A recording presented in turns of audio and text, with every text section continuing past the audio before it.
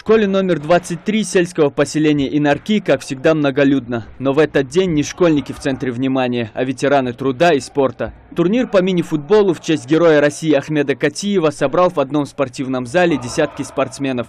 Единомышленники, а в прошлом даже соперники на турнирах. Некоторые из них не видели друг друга уже много лет и благодарны организаторам за этот взрослый спортивный праздник. Приятно вновь собраться со старыми знакомыми. Мы уже давно вместе играем. И публика, и молодежь подтянулась на сегодняшнее наше мероприятие. Хотелось бы сказать спасибо организаторам этого мероприятия. Первую игру мы сыграли так, как сказать, разминочной. Уже давно мы вместе не играли. В турнире принимали участие 4 команды – Сагапши, Нижние Ачулки и 2 команды из Инарков. Турнир проходил при поддержке Комитета по делам молодежи Малгобекского района и партии «Единая Россия». В дальнейшем земляки Ахмеда Катиева планируют сделать турнир регулярным.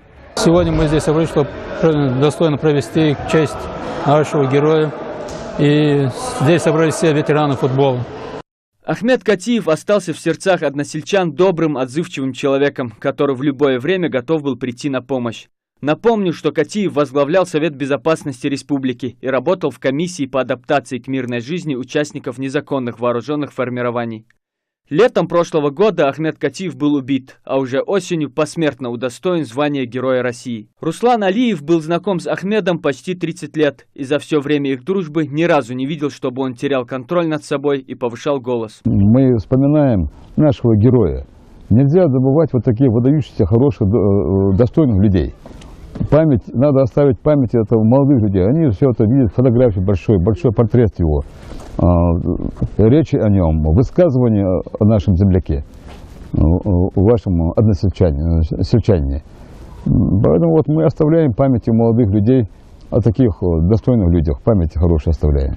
К концу дня футбольная «Фортуна» все же выявила лучшую команду турнира. Футболисты Инарков не стали проявлять спортивное гостеприимство и сыграли на победу во всех матчах, что и привело их на первую ступень пьедестала.